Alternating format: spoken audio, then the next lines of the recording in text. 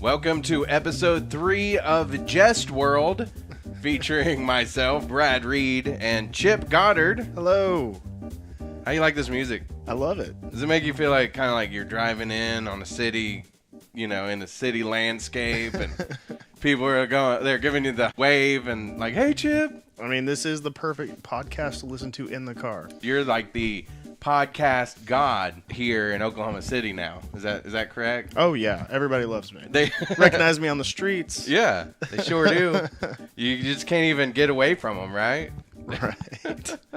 Hey, today is a special day, a holiday, as we meet here tonight to celebrate Westworld. Yeah. Day after St. Patrick's Day, it's Hangover Day. Happy Hangover Day. Hangover Day. Did you have a good St. Patrick's Day? Did you party? No, I stayed at home, watched the dogs, the pup. Yeah. Yep. My teacup direwolf. Yeah. Bishop. He's getting big. That's cool. Yeah. Didn't realize this, but he had he has a silver beard.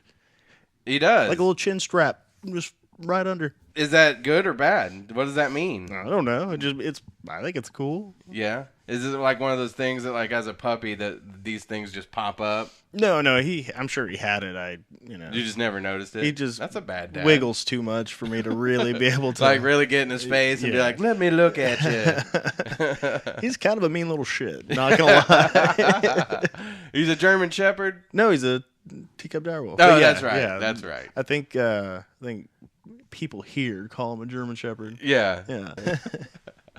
Well, as I mentioned, Jestworld has made you a citywide superstar. Oh, yeah. And we are here to talk about Westworld. In the last few episodes of Jestworld, we started off with analyzing the trailer for Season 2, which starts April 22nd. Then the last episode, we talked about Season 1. Yeah, 1, 2, and 3. Yeah, and then everybody else had some homework, which is maybe why Travis didn't show up tonight. That's what I'm guessing. I mean, he's using the, I have 5 kids excuse, but no. Right, no. right. Mm-hmm. So the homework was you had to watch episodes 4 through 6. And, just before we get into all that, I really enjoyed these episodes because I felt like these episodes in particular really started getting this story going in the direction where we end up by, episode 10. Another thing I noticed is I like that they have only 10 episodes. Are you like a Walking Dead fan? No, I hate Walking Dead. The reason I quit watching Walking Dead was because it's like 2 episodes that are good, filler episodes that are horrible, and it's like their season's too long. Maybe if they condensed it down to like 10 episodes where everything had to mean something. You know what I mean? Yeah, my displeasure with The Walking Dead was there are too many stupid mistakes. Oh, yeah. You've lived in this world for how long, and you're still making these mistakes? Yeah, and a lot of people, I think people quit watching it just at the sheer amount of people that they've killed off recently that, were pretty big parts of that story. But, this isn't about The Walking Dead. Nope. It is about Westworld, so we'll keep on track. We've got some new theories. We may have some things that we've noticed in the episodes that we watched that may have debunked some of our other theories. But we also have an email from somebody that is a fan, and they wanted to share their theory. So we'll get to that closer to the end of the show. Yep. But that's coming up. If you want to email your theories, we're at jestworld@gmail.com. Yep. Andy said hi. Andy did say hi. Yeah. I love Andy. Yeah. I don't know if it's an auto reply, but Ibrahim, haven't heard from him, so I hope he's doing well. UF. Nice. And we're on YouTube. We're also on Spreaker. We're on iTunes. Yep. So you're probably getting us from one of those, or if you're just listening to us, because we usually post it on Facebook too. And you said you were going to add another. Yeah. I'm going to submit everything to Stitcher. So if you're a fan of Stitcher or you listen through Stitcher, we're going to do Jestworld on there. And then just to plug, I do a lot of podcasts, so you'll probably find Jack and Ron and Geek Meter and Wrestling podcast. So. Speaking of Jack and Ron, I was listening in the other day, and they gave us a shout out. So thank you guys very much. Yeah. Ron's actually a client of ours. Yeah, that's right. Yeah, we talk some Game of Thrones sometimes. Yeah, he is it. See, I like, that's the great thing about Ron is me and him, we can talk. I bet he watches Westworld. And he's a funny guy. Yeah, he is. But he's into like, the superhero movies and, Game of Thrones, stuff like that. So what's their podcast name? The Jack and Ron Show. Okay, cool. Yeah. So, and they do that one live every Friday about 9:50 a.m. on their Jack and Ron Facebook page. Yeah, I've watched them on Facebook. Yeah, so, it's a good time working with them. So I enjoy it. And they, in turn, since I do all the engineering for them, they like to pump up my podcast. So it works for everyone. I really like that they're at the Louis because I love the chicken nachos at Louis. Oh yeah, you should come out one day when we're recording and have them. That would be great. I love their burgers. I've always loved Louis burgers. Do they serve nachos at 9:45? I mean, we'll make them. We'll tell them. They're probably if they hear this, they're gonna be like, "You don't make us do nothing." Or is that chilaquiles? Chilaquiles. I don't know. But we could maybe. We're talking about. I hope they don't think I'm letting any cats out of the bag or anything. But we're trying to set it up to where maybe we could do like some kind of brunch, either at Louis or somewhere, and that way people can come out while we're doing the show and just be a part of it. But, we'd like to do, I know we'd love to do that at Louis too. Yeah. So I don't know if the brunch thing will be part of it or just a live audience, but, hush, hush, don't tell anybody about that I said Oh, that. yeah. Everybody keep this on the DL. Yeah. But I don't think they'll mind that, because it is something that we're all excited about trying to get, to do. And here's something that everybody could kind of make a note of too, and then we're going to get into this. Coming up in July, it's right after my birthday, too. I think it's July 29th, but it could be foggy on the date. But New World Comics, they always have New World Comic-Con. And oh, cool. Yeah, Nerds to Men, my other podcast, they're going to have a booth out there.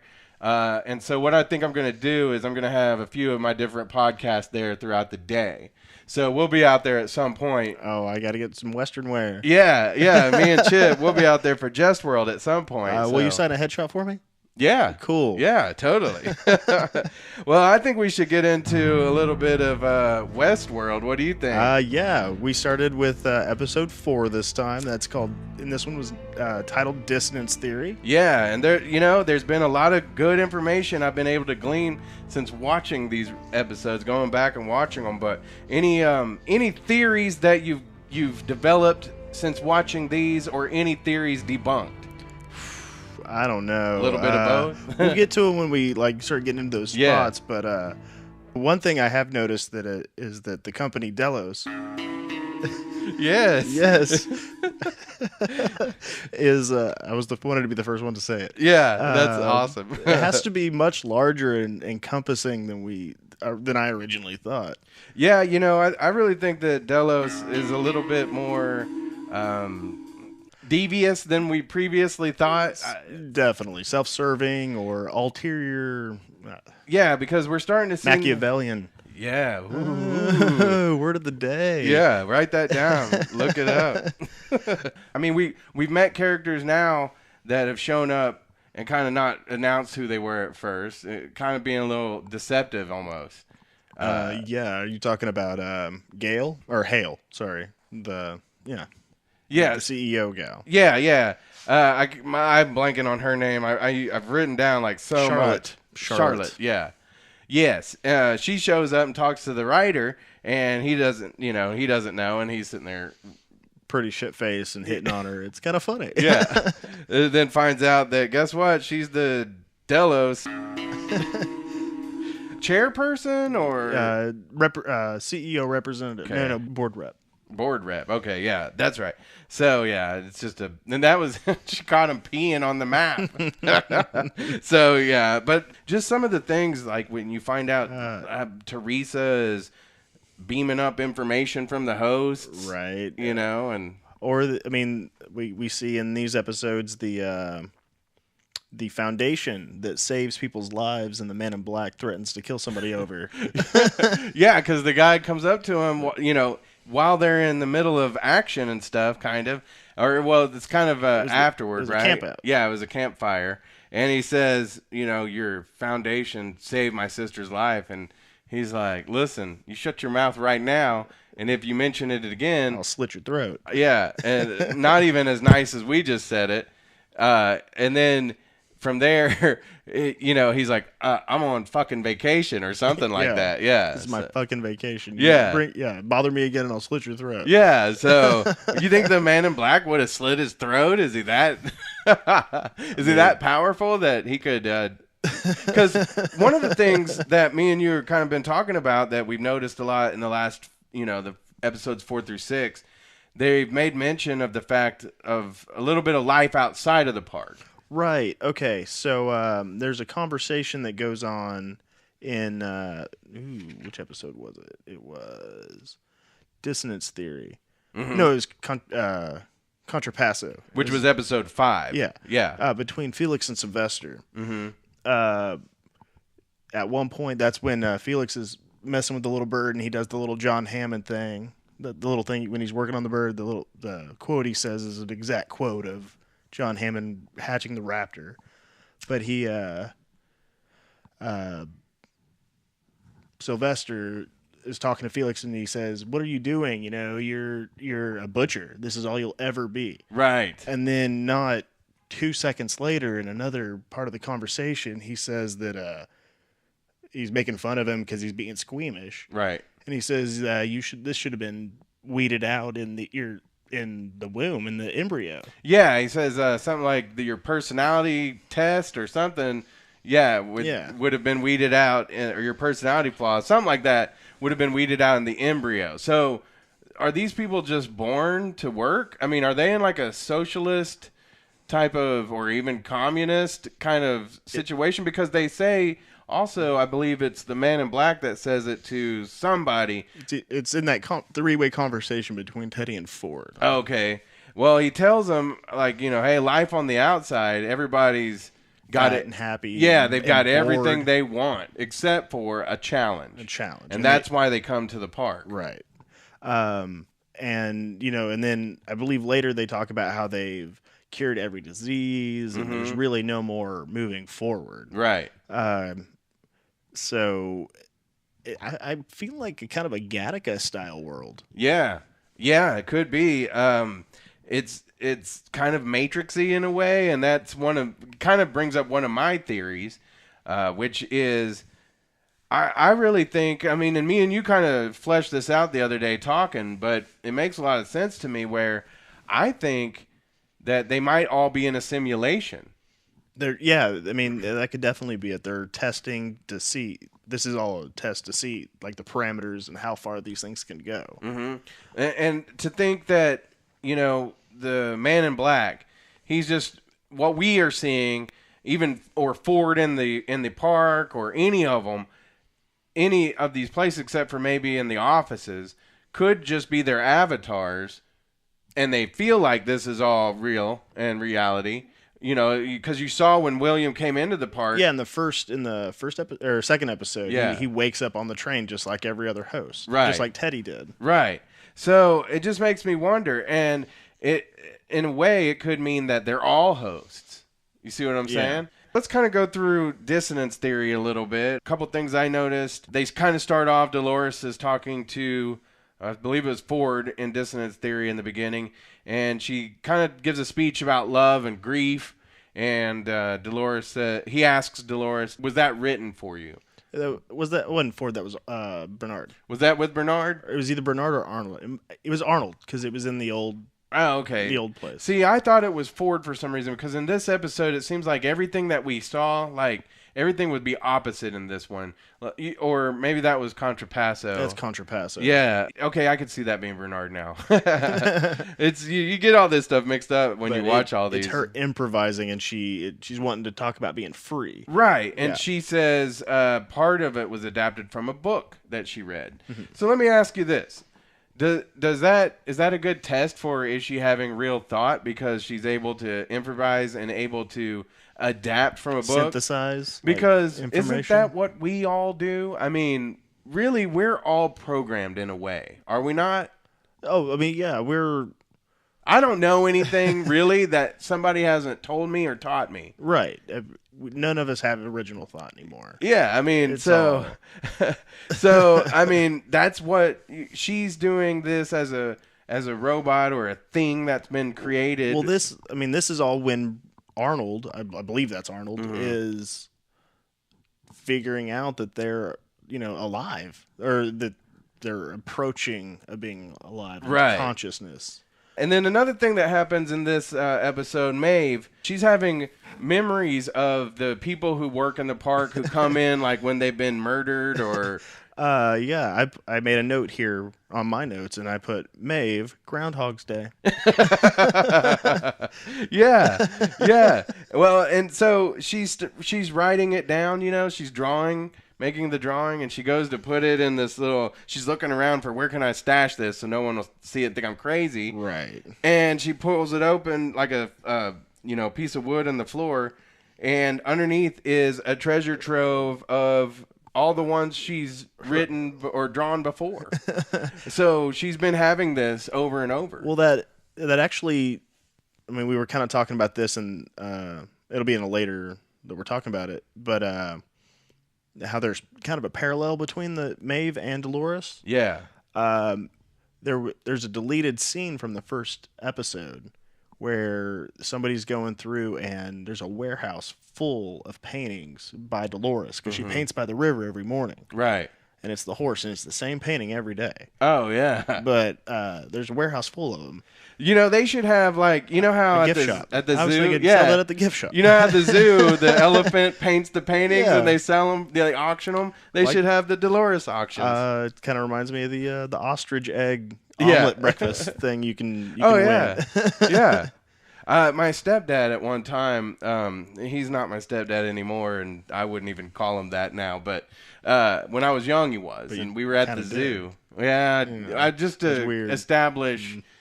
He's a jerk. But we were at the zoo. I remember I was very little, and he jumped the fence and got an ostrich egg and brought it home. That's awesome. And tried to incubate it. And I think it probably we probably should have just ate it. But I had a boss that he kind of lived out in the woods at kind of near Jones. Yeah. And his neighbor had an emu farm. Oh yeah. Well, the emu got loose and he went out there and he was calling the game warden, and the game warden was telling him that, like, oh yeah, you can kill it, or you get it off your land. And he goes out there and he uses like a 9mm. It was not the choice. Oh yeah. And it tears him apart. Like he got slit all the way up the arm. Oh my gosh. Oh my gosh. The emu burger fought back. And then he it finally went down, and then the game warden showed up and hauled it off. I'd have kept that. That'd be the best Thanksgiving ever. Yeah. Like man. An emu, then shove a turkey in there, then shove a duck in there. Yeah. Emadurkin. You have to get a really big oven. This is why we almost called it Tangent World for those who were listening. Okay, but Maeve's Groundhog's Day. Yeah, and the question that I had about because you see it a little bit later, she's standing there, and the Native Americans are walking through, and she sees one of the little Native girls holding like a wooden carving of it. Yeah, that little doll. That really, it's kind of creepy. Yeah. But that's so weird. Why would they have them in there, like remembering them as worshiping it as gods? Because for them to have that doll and everything, you would think that there would have to be like some time for those, if that's from the reveries, right? To go into play for them to make things like that. Yeah, it's just there's a whole lot of things that doesn't make sense about that. Like, why wouldn't they erase the memory of that from their? Because it seems like, okay, they would allow them to remember some things, but they would see that and they'd be like, oh, they're remembering. Are people that travel between two worlds, as they called them. Aliens. Yeah. If you think about it, that'd be like an alien abduction. But it's these people that step in, and because I guess they just shut down, but they're sitting there watching, or whatever. So they're remembering it. But it seems like they would be like, oh, let's wipe that from their memory. They shouldn't remember that. Yeah. Or they're little toys that they also sell in the gift shop. Yeah. You see what I'm saying?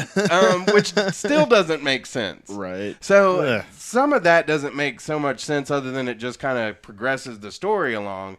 But I just kind of want to point that out because like I say, it seems out of place even in the show to me. What about you? It just had a really narcissistic feel. Like, Yeah. let's make them believe we're gods. Right. I mean, there's Right. only one god in that whole place, and that would be Ford, maybe. Yeah.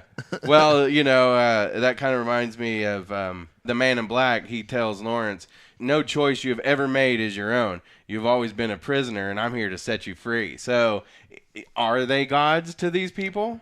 Yeah. These people, I would imagine the host was what I mean by these people. They probably don't know, though. They don't know that the Man in Black is any different than them. Right. Other than the fact that you can't kill them, and they do horrible things to us. Yeah. Well, it's weird. Like they're programmed not to notice things like, saying the outside world. Mm-hmm. But they notice their guns not killing people. Right. Because more than once they've like shot, and then looked at the gun like, what the hell's wrong with this? Yeah. Like, that seems inaccurate. Like, Yeah. If they don't notice things, then you'd be like, oh shit, they thought they missed. And I'm sure this show can't 100%. They're Right. going to overlook certain things. And certain things, they shouldn't really have to be burdened with every, No. just because we're like, yeah. No, that's why we're fans. Yeah. Which is short for fanatics. I did want to talk about this, okay? We and this pertains to dissonance theory still, but last week we were talking about where Westworld could take place. Right. And I kind of posited that it might be like a dome. Mm-hmm. I'm wondering if it's maybe on a different planet now. Well, for it to be on another planet, wouldn't the constellations be different? Yeah. That makes sense. I don't know. I'm not. I mean, maybe but on the moon. Do they see the Well, they were talking about Orion's belt, and they said, "Well, Orion's belt, has 3 stars. This has 4. Well, that 4th one was the satellite." And the only one who knew that was Bernard. Yeah. Oh, the satellite. That's right. Yeah. Yeah. So maybe not another planet. But The dome. But here's why I'm also thinking it could still be a simulation. Mm-hmm. Is Ford at one point when he's talking about how he has Teresa up in the restaurant where her family had gone when she was a little Yeah. girl, and he gives that weird yeah. in the beginning, very Genesis-y story. Yeah, right. He talks about how he had lost a bet really because Like, I was expecting Phil Collins to start playing. yeah, he had talked about how he was wanting to write hopeful storylines, and Arnold said that'll never fly, and it actually didn't. But Ford tries to paint himself as a sympathetic character, but throughout the show, he doesn't. There's little things that make you think, this guy isn't exactly what he says, and some of the things happen in this scene too. Okay. At one point he compares himself to the devil. It hadn't happened yet, but he says, if if Arnold was God, then I am the devil. Right. I mean, all those things were kind of the same, along the same lines. I felt. Yeah. Like when he was talking, when he was talking to Teresa at that dinner, it was very plush and it was like an oasis. Right. And that could be him talking about, he was there from the beginning. He saw the whole thing, and it's almost like the story of Genesis, Right. Yeah. Well, and talk weird, about so. Genesis. If Arnold is God, because the reason that I think that at least he's the god of either this created reality, this simulation, or this world, this dome, whatever it is, because he says Arnold designed every blade of grass in the park. He could have been the programmer, that wrote the code for a simulation. I also had the thought that maybe he programmed part of himself into this whole thing, and that's where, because conversation between Bernard and Ford, you didn't put these in there. All these are from Arnold. Well, what the hell does that mean? Arnold's been dead for 50, 60 years. Yeah. We're talking about Delos. In this dome, if it's a dome, they have to ensure the safety of every person there. They drink water from a creek at one point in these episodes. It's not a very good a vacation if you're going to be pooping your guts out for Yeah, 2 days. yeah, Like rich people wouldn't want to go back and do that again. right. Yeah, yeah. There's a lot of things in these episodes that it stokes the fire. And one thing I want to talk about too, don't forget this. We're going to talk a little bit towards the end about what they've said about season 2 and Reddit. Okay. Yes. So while he's having this dinner with Teresa that gets all super creepy, like, hey, I know everything about you, even your old memories. Part of that whole speech felt very similar to John Hammond's discussion about the flea circus. Oh. Well, so they're sitting there, and all of a sudden you see that big machine coming over that they're going to knock all this down. And Ford says, I'm not a very sentimental person. And so he's going to knock it down to hurt her feelings, though. Yeah. Right? Well, that, definitely. But at the beginning, there was a machine that was going that was smashing rocks, and it was just a smaller version of that machine that comes later. Yeah. And he was just, the rocks don't want to move. And then that's what he was referring to her as, a rock. And she went, yeah. Because he's like, you know what? I'll just bring in a bigger machine. Yeah. Like, I am God here. I just thought it was funny, too, that he was like, I'm just not a very sentimental person. But yet he has a family of his, when he was a kid, made, which you see in these episodes, like, his dad and his brother and himself. That was super creepy. It was. And that's what I'm saying. That's when you start thinking maybe Ford is a little creepy. Going back to Teresa and Bernard are in bed together, and he said, "You're nervous," and she says, "How do you know?" And he tosses her cigarettes, says, "Nervous tick, all right? Like I know your tells." Yeah, yeah. And then later at the luncheon, when Ford starts giving her shit, she immediately stops, takes a deep breath, picks up a pack of cigarettes, lights one, just. So what are we gonna do? Like she was trying to collect herself and giving herself away immediately. Yeah. And, I love it. It's just great. Yeah.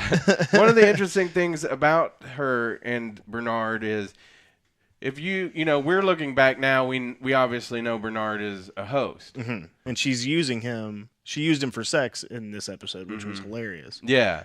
But she doesn't realize he's a host. Right. Yeah. And so you wonder how much Ford, does he sign in and is watching himself and Teresa getting it up, you know what I mean? Because I bet he's using a lot of these hosts, if Bernard is covertly, for sure. Yeah, if Bernard's a host, nobody knows it, then the girl getting people coffee could be a host and just sitting there getting all this information for him. Well, yeah, I mean, everybody in bed will talk to each other about things, and then he's gonna just go straight to Ford and tell him, and that's how Ford, gets the jump on her on everything. It's great. It's just great TV. I've been dying to kind of get into this with you because we like philosophy. I mean, I do, and I know that you do too because you point me to all these, you watch mainly Wisecrack. Right? Yeah, Wisecrack, and they do a lot of really good ones. They have like PhD of philosophy. Yeah, out there, yeah. Okay. Yeah, I've always said that these are the guys to listen to. Yeah, philosophy teachers have your students, especially in college. Oh, those 8-bit philosophy ones are perfect. Yeah, check those out because people will pay attention to that before they'll read something. I guarantee it. I love to read, but a lot of people don't. Anyway, that'll point you. Anyway, yeah. But actually, they're going to do a Westworld podcast. Yes, and I'm super excited about that because that'll lead us to a lot of tangents. Yeah.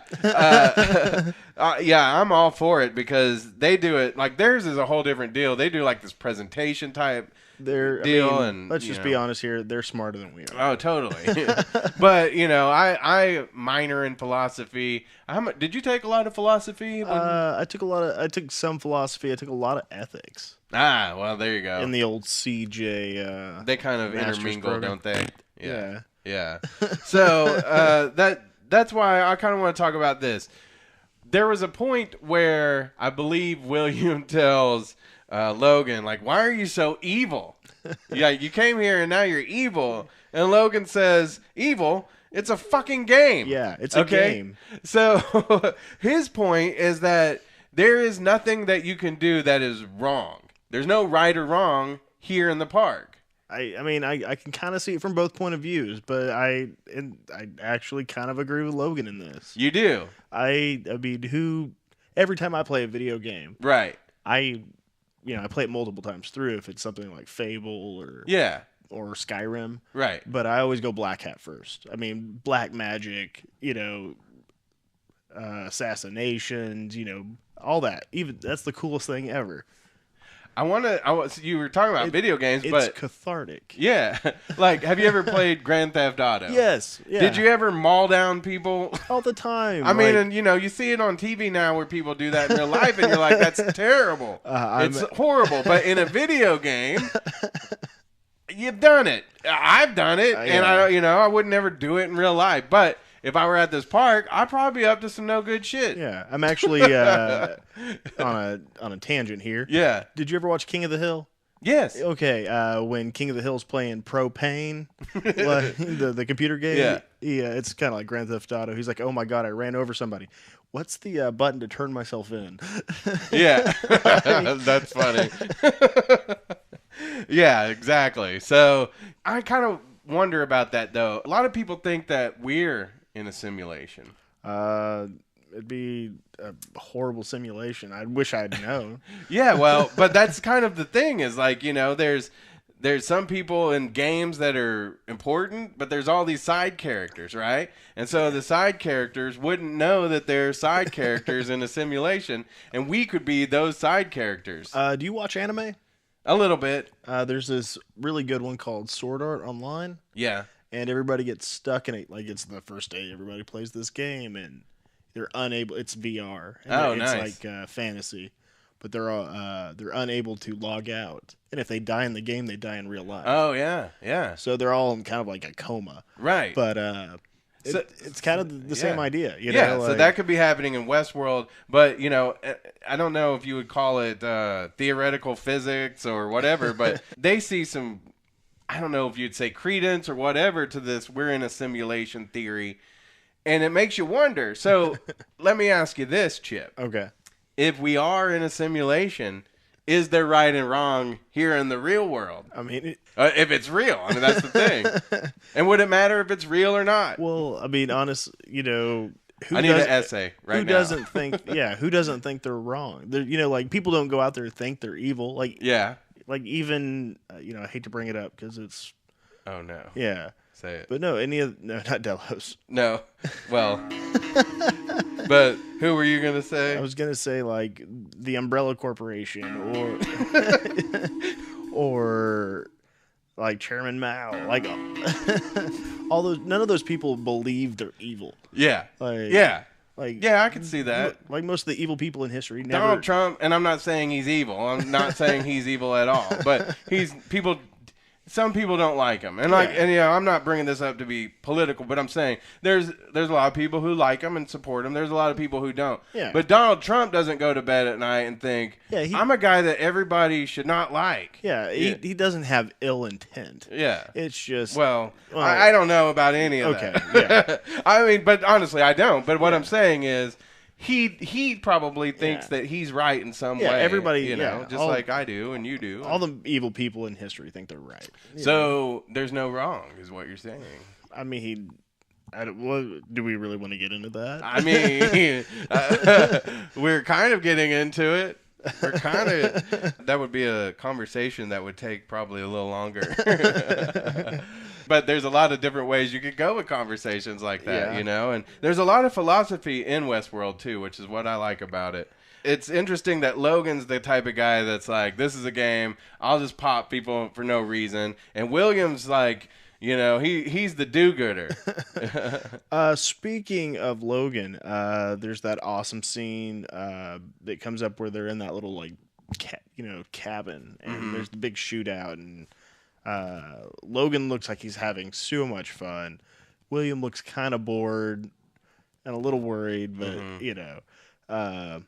and then one of my favorite lines from the whole show is in that when Logan drops his it's actually a Smith & Wesson Model 3 Russian. Oh yeah, that's right. It's a beautiful gun. I would have kept it. It's a break top, drops it, and he picks up a Colt Model 1917. In like 45 ACP or 45 Colt, probably 45 ACP because it had the lanyard loop. It says upgrade, which just cracks me up because it's a game.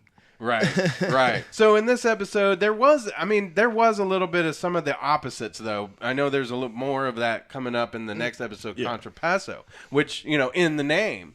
Right. Yeah. But there was a couple things that I noticed and I wanted to point out. That in the first episode, we see Hector and... what's her name? Armistice? Mm-hmm. Is that her name? Yeah. Which means to lay down your arms, which she does. And she's got the Ouroboros tattoo. She does lay down her arm literally at the end. Yeah. But, she's got the snake. What'd you call it? Ouroboros. What is that? That's just the classic symbol. It means eternity, or it's a loop. Okay, sure. But it's usually depicted by a snake or a dragon biting its own tail. Is that kind of like the snakes you might see on like the medical type? That's a caduceus. Oh, is that? That's here we go. Lessons. That was like the staff of Hermes. Oh, okay. He was the father of medicine in Greek mythology. Well, what does her tattoo? Does it have significance? In this. Because I think he thinks it does, right? When it comes to the maze. Well, he's following it because he believes it's the maze, but it's actually the writer because he's talking about his new storyline, the Ouroboros. Right. And that's why he's like, I've never met you before. Yeah. That kind of sidetracked me a little bit, but she's involved with this, and like I say, in that first episode, we hear the Paint It Black. Yeah. I mean, it's great. It was the best, probably the best scene of the whole season, in my opinion. It kind of had me like leaning forward in my seat when I heard it. I was like, "Oh, this is how it is." Yeah, and the guy who does the music for Westworld also does it for Game of Thrones. Okay. I would try to say his name, but I might mess it up. He actually did a concert here not too long ago at the Chesapeake. And you didn't tell me this? I should have, but I wanted to go. I didn't make it out, but man. Like I say, that was just so wonderful. But in the this episode, we see the same thing happening, right? They're going to rob the safe at the saloon again, and instead they come in with this music. They ride into town, and so it has a different kind of feel to it altogether. Like way more lighthearted. Yeah, this is actually I went back because this is from Carmen, which is a opera. There's some of the suites that sound like your typical kind of like Western sounding. You've heard this music before. This one's a little different in that I've heard this many a times, but I don't know. It doesn't really have that Western feel to me. But it gave that whole scene a lighthearted feeling, and it was different. And they wanted it to be different. I've learned in my film criticism classes basically that when things are like if you hear a song, usually it's in there for a reason. This makes me think of like precision dancing and like an art. Yeah. Like you could think of I could see this in like an action movie where there's a master assassin going through killing people. Right.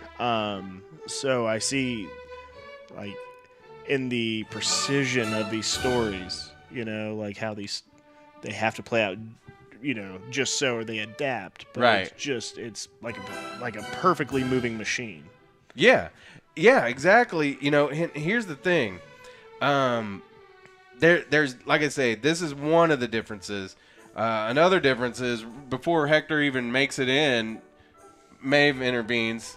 Yeah. Puts him at gunpoint and is like, "We're gonna talk." Yeah. So, and of course, Hector's been brought to town. He's been busted out of jail by Man in Black. So a lot of different things going on, but they're there to steal this safe, which you find out he does over and over and over. Right. Again. And then we eventually find out it's completely empty. Yeah. Yeah. Right.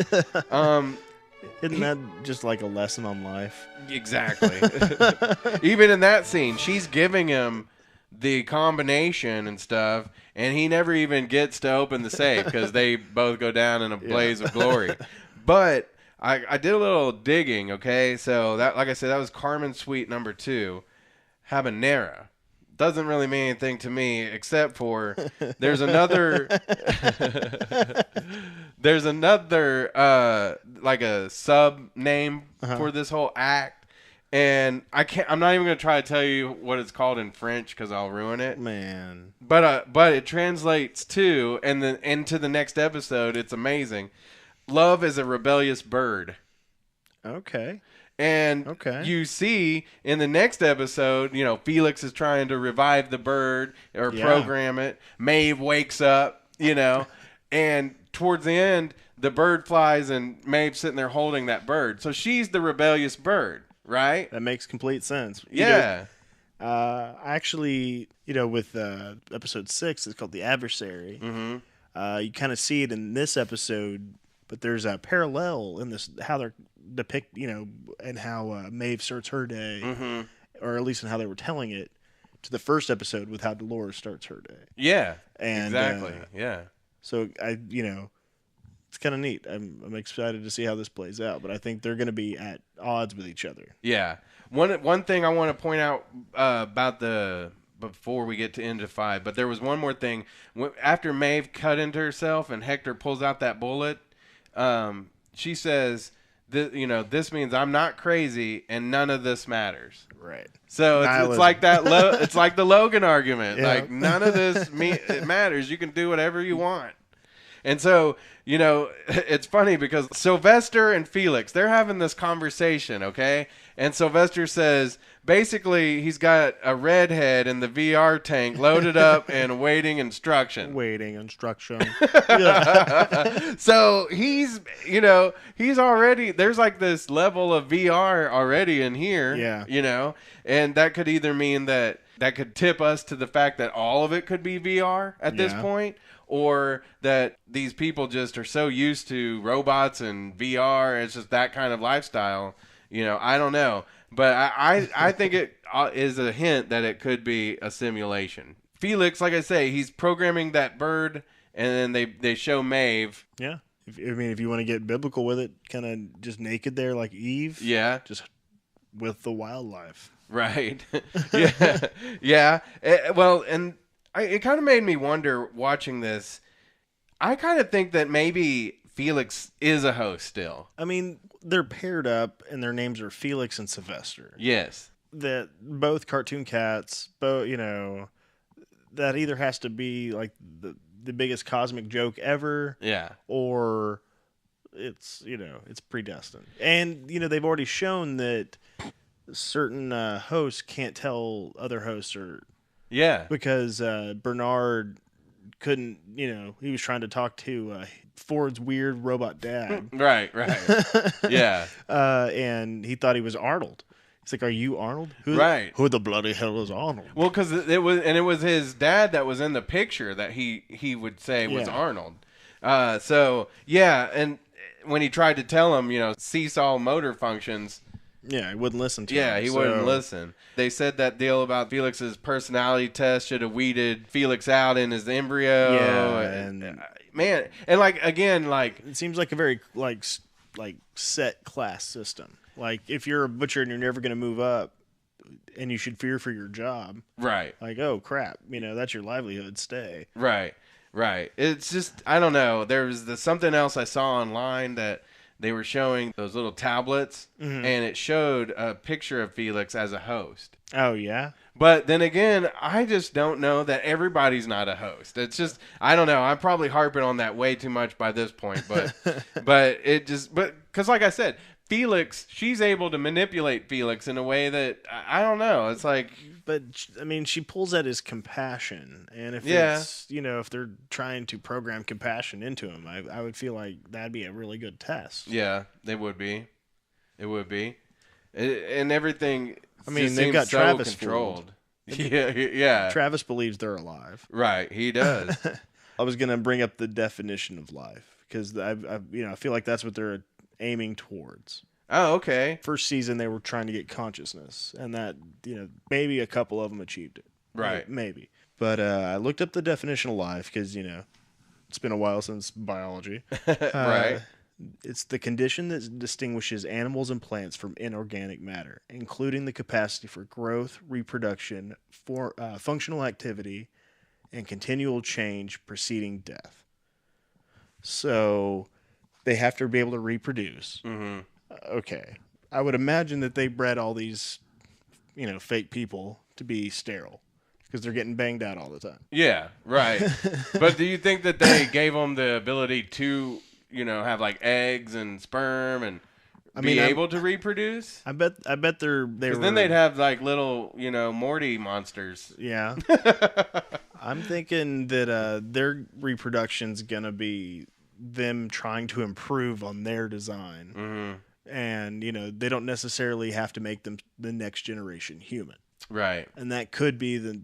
I've been thinking about this. Sorry, but that could be the where the drone host is. That could be their next generation. Their child, their attempt at a perfect being. Right. But you bring up a good point, and even Felix and Maeve have that conversation of, why are you more alive than me? And Felix's I was born, you were created, in a lab or whatever. And then she takes his glove off. Yeah. And she says, well, we feel the same. Right. We are basically the same. Yeah, and that could be because they are both hosts, or it could just be that she was appealing to the fact that there's really no way to tell that they're any different other than just the fact that one of them was created by two other people. That it goes back to what you said, reproduction. Could this be? I mean, could the ulterior motive of Delos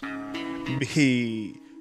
Because Ford has that conversation where if we've progressed this far and this is it, we don't make mistakes anymore. Right. Then could this be Delos trying to make the next generation of humans? Like, because Felix goes, when he's talking to Maeve, he's talking about her brain, and he goes, yours is actually better. Right. Like, you can process information so much better. You could remember better. Everything is like an improved. So is Delos trying to figure out how to implant their person themselves into hosts? Is that the next? I mean, could the ulterior motive be that? Well, and because you mentioned Delos, they definitely have some kind of ulterior motive, and it's just, what is it? Because they're taking all this information and they're beaming it up to a satellite. Right. So covertly, which also could mean that they're on another planet. Oh, and did you get the name of that control system that she was trying to use? That's the next episode, but we can kind of. Yeah. We're kind of probably gonna blend the next two right now as we're running out of time here. But this is one of my favorite notes here. Destin didn't learn his lesson. Destin. Elsie she pretty much blackmails Destin because he was a necrofucker. Yeah, he was banging out weird unconscious cold surrogates. Yeah, and not that it's funny because they're robots, I guess. Yeah. You can laugh. Because there's a hilarious scene at the end of the season with Destin, and he doesn't learn his lesson. He doesn't learn his lesson. He hadn't been messing. I'm thinking of that South Park episode. If you screw around, you're gonna have a bad time. Yeah, Destin ends up probably learning his lesson at some point, I would guess, because it doesn't turn out great for him. But yeah, that's hilarious. And that was in the 6th episode. Yeah. No, that was in the 5th episode. Oh, okay. That was Contrapasso. Oh, we never talked about Contrapasso. The name. Yeah, the name. The name means to suffer the opposite. It's Latin. Most commonly known from Dante's Inferno, and that was like all the different, sin. And if your particular sin was greed, right, then you would need somebody's help forever, and they would never be able to offer it because you're with all the other greedy people. Gotcha. Yeah, so that makes sense.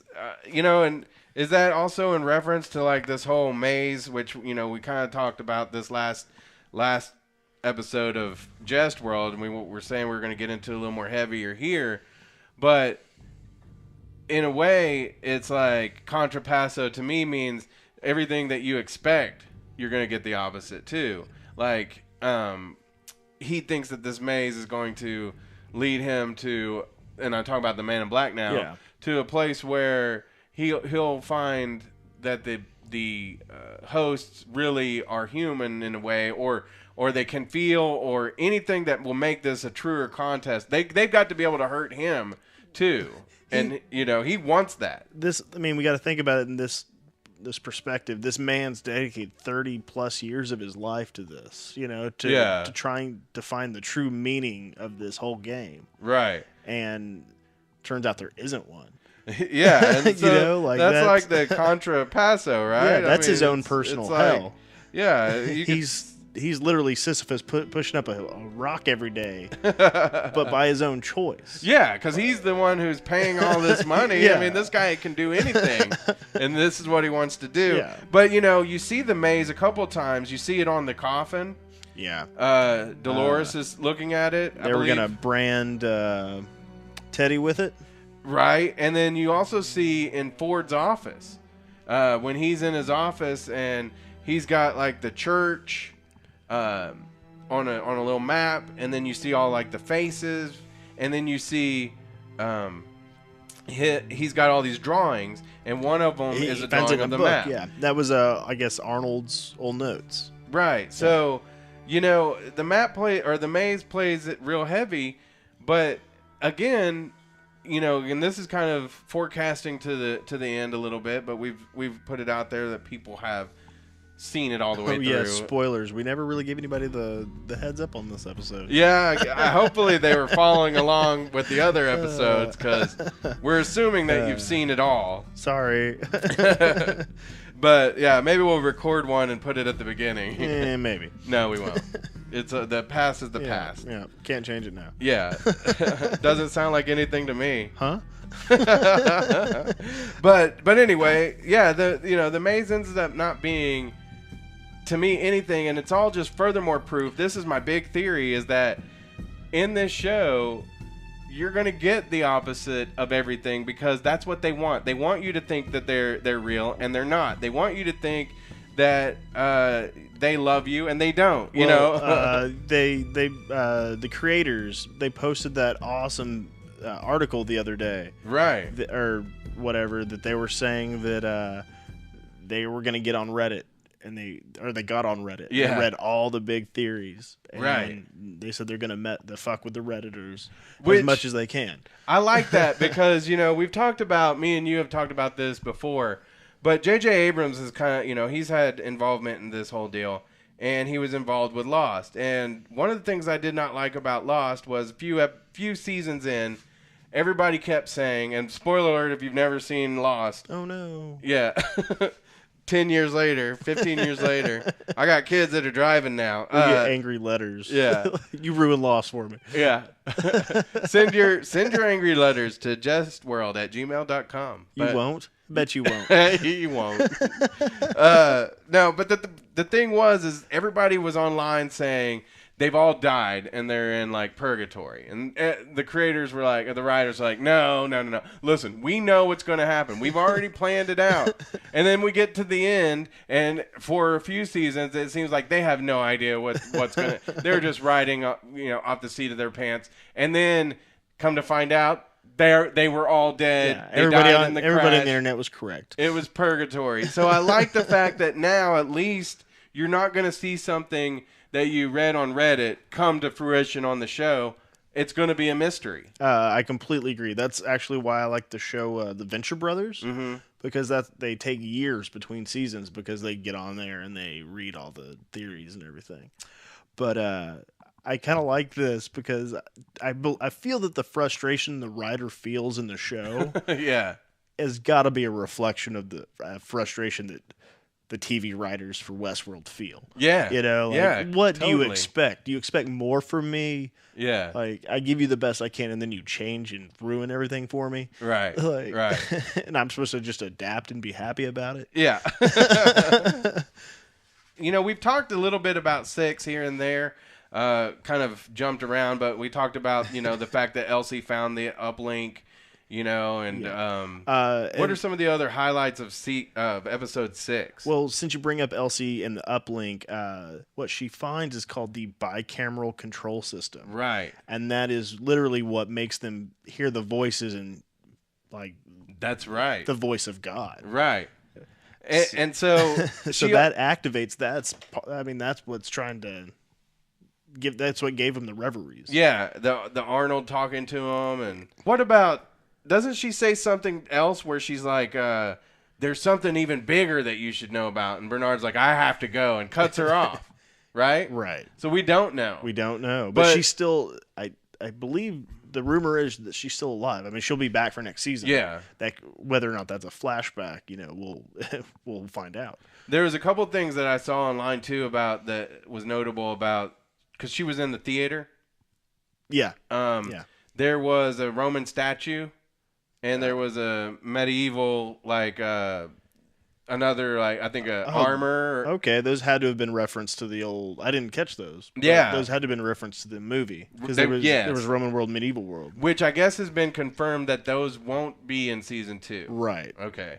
Okay. Anything else on on episode 6? I mean, this is when Maeve she's figured it out. She's purposely certain to get killed. She Right. has that cowboy strangler. Mm-hmm. Yeah, she basically talks shit to him until he strangles She's her. like, "Oh, you got a little dick." Yeah. Yeah. And so she keeps showing back up, and then finally she ends up having them turn down her loyalty because she finds out that everything she says is part of this if and commands basically that she turns up her overall intelligence. She over the max allowed, right, which she was already at. Yeah, and she kind of has that moment of all this intelligence. There was Bernard going down to that weird little old, when he was finding the weird robot family. Yeah. But you can in the background you can see Yul Brynner's statue. Yeah, the gunslinger guy. Yeah, right. The original gunfighter. Man in Black. Yeah. Yeah, he was back there. That was awesome. That I was didn't actually notice that before. That was actually the one a double used from the original movie. Oh, okay. Yeah, sweet. I just thought that was kind of neat. No, that is totally cool. Because like I said, there was a couple things that I saw later on that I didn't see before. In Ford's office, there's a face, and it's I don't know if they said it was BioShock. It's from a video game. Oh, really? Okay. One of the guys creators is a big fan of, and yeah, it's pretty funny. But go ahead. Then we get to the very end when Ford is talking to the contractors, and they're telling him that it's the town that was covered in sand that he just uncovered. But you're going to need to demolish this. And he's like, oh no, we're keeping this. That town is actually leftover set from Blazing Saddles. Oh really? Was that the one with it was it looked like a Mexican town? Yeah. Oh okay, yeah. Cool. That's the one from Blazing Saddles. Blazing Saddles, and also the Manson family. No, it was used in Arrested Development. Oh really? Yeah. Nice. You just picture the Bluth stair car. Yeah, which was in Civil War.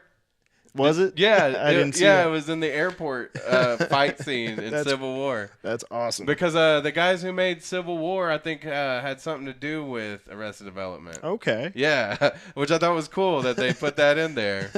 But yeah, that's neat. That's really neat. There's always money in the banana stand. Always money in the banana stand. You can't forget that. Maybe does that mean Arrested Development is part of Westworld? part of the Delos Corporation? Yeah, it's our theory of everything. Everything that we're all robots. Speaking of which, I believe Ash versus Evil Dead is in there because Lucy Lawless. She's been on a couple shows, and there's a lot of crossover characters. What's her connection to Westworld? Oh, okay. It's kind of convoluted. Okay, so this is maybe we've been thinking about having a segment like a 6 Degrees of Westworld. Lucy Lawless. Okay, Lucy Lawless was in Spartacus. The Doctore from Spartacus. He was the first messenger. Right. In the movie 300. Okay. The one that gets kicked into the pit. Right. And then Headley was the wife of Leonidas in 300. And Lena Headley is in Game of Thrones. Right. And then what was that crossover character? Oh no, sorry, not I just bring that's Lena. That's how you get 300, or that's how you get Game of Thrones into it. Well, there's got to be a connection between Game of Thrones and Westworld so far. What was it? I just had it. I know. Oh no, sorry. 300 had Xerxes, and Xerxes is the gunslinger with the scar. Hector? Hector. That's Hector? Hector. He was... Yeah. Wow, I Yeah. didn't know that. You just got to picture him bald, like Wow. 10 feet tall and sparkly. That's amazing. I can't even picture that. He's the one that pulled the bullet out of Maeve. Yeah. Oh, wow. That's Xerxes. That's awesome. All right, well, you made it happen. Yay! We almost failed, but you made it happen. And so now there's the connection into Game of Thrones. There you go. Boom. There you go. Boom. Boom. Wait, what was Xerxes in Game of Thrones? No, not Xerxes, but Lena Headey Oh, that's right. That's right. is in Game of Thrones. I just messed it all up. But yeah, we'll have to keep doing the 6 degrees of Westworld here. I like that. Yeah. All right. Anything else? Any other theories before we get out of here that stuck out to you? Or Theories. You know, I think right now we're just gonna have to kind of see what else we can unearth as we're going through the next few. Because how are we going to do this? There's 4 episodes left. Are we going to just do all 4 for the next one? Or are we going to do 3 and then the last one? However you wanted to do it. The original plan was to do 3, 3, and then 1 for the finale. That's what we'll do. So you got to watch 7, 8, and 9. And then that gets us right up to the premiere. Yeah. Which is the April 22nd. So we've let everybody know that we have the email set up, jestworld@gmail.com. Mm-hmm. And we want everybody to send us your theories so we can either talk about them or, you can debunk our theories, whatever. Yeah. But we got one from a friend who listens to the show. His name is Tom. And his theory is that in season 2, he thinks that Bernard is going to totally transform into Arnold. Yeah. And so everything you see in season 2 will be Arnold incarnate because he implanted himself. That makes sense if he had or if part of Arnold had been uploaded to the main system or to those bicameral control systems. Right. I mean, in a weird way, Arnold exists in all the hosts because he's written his code into them to talk to them, right? Right. Well, yeah. I don't know. I got a really weird thing that Dolores, when they were pulling that thread out of her arm, it very mirrored where the weird transmitter thing was in the woodcutter. That's right. Yeah. So are they all kind of linked and they all have like a shared memory system? Ooh, that could be true. That's weird. Yeah, like that because it did look like some kind of optic cable or something that she was pulling out and it was splitting her skin. Well, there were. I mean, she said you're coming unraveled. So right. I think it was like a string. But yeah. It just looked. It was too similar to not be to not have a connection. So I think that's an interesting theory that Bernard could turn into completely like a virus almost, like become Arnold. So that's interesting. We could look out for that in season 2. Anything? Go ahead. So just interesting fact that you bring up virus. The original Westworld movie was the first movie to use the word or the phrase computer virus. Really? Yeah. I did not know that. Yep. That's interesting. Full of facts tonight. So they pretty much ruined the world for us. Yep. Oh, computer virus. I can invent that. Yep. Well, any season 2, anything else that you've seen that gives you any more hints to anything that would happen in season 2, or they still remaining tight-lipped? I mean, they said anything you see on Reddit's not going to happen. Right. Yeah. I mean, at this point, there's so much out there that you can't make heads or tails of it. Right. I don't know. I'm excited for it though. I mean, April 22nd, it's coming up. It's going to be pretty good. I can't wait.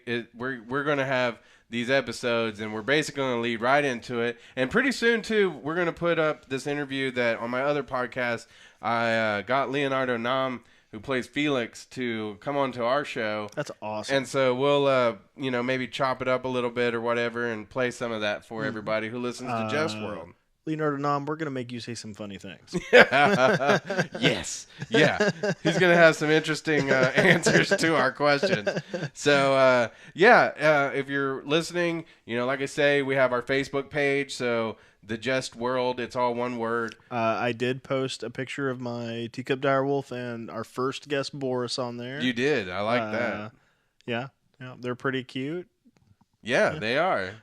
Check that out. Facebook. Yeah. Bishop, the little direwolf, is a mean little shit. I see all those scratches on you. I'm just showing you my arm. It looks just like you got in a fight with a raccoon and also maybe found a little black tar. Yeah, he stuck me really good right in the my elbow pit. Yeah, I guess is that what that's called? But man, yeah, it looks like I shot up. Yeah, it hurts. Bad dog. But yeah. Come to our Facebook page. You can see his teacup direwolf. Yep. And also, like I say, comment, share your theories. We want to hear them. Jestworld@gmail.com is also where you can send that if you want us stuff. to give a shout out to somebody, like we might even work something in. Yeah, well, hey, happy birthday. Yeah, Happy from birthday. Crazy Chip and Brad in the morning. Yeah. That sounds fun. So, yeah. And then you can also, like I say, we are on Spreaker. If you go to Spreaker.com, put in Jestworld, we're on YouTube. We don't have like live videos of us doing it. Not yet. But you can listen to the show. A lot of people listen to podcasts on YouTube. Yeah, So. I'm actually, once we start getting into season 2, I want to start working on the guns of Westworld. Yeah, we are going to do that. And I think that means we might have to go out and shoot. Yeah, I think that would be a lot of fun, actually. Yeah, and you were actually telling me that there was some discrepancy in some of the guns and stuff, so we should get into that. Especially that first episode. Yeah. But it's such a fun show to watch. You know, suspension of disbelief. But hey, that's something we could talk about on our gun show. Right. The gun show. Speaking of guns, they locked him up during that shootout. I thought that was kind of interesting. But I just want to do it once. Delos. Yeah. One other thing about the guns is that we saw in those episodes when they turned that one guy's off. Yeah. It goes click click click click click click. And it sounded like video game-ish in a way. It was cool. All right, well, watch episodes 7, 8, and 9, and we'll be back in 2 weeks with all that, and we'll read your email, your theories, all of that right here on Jestworld. I'm Brad Reed for Chip Goddard. Have a great week. Thanks, y'all. Have a good night.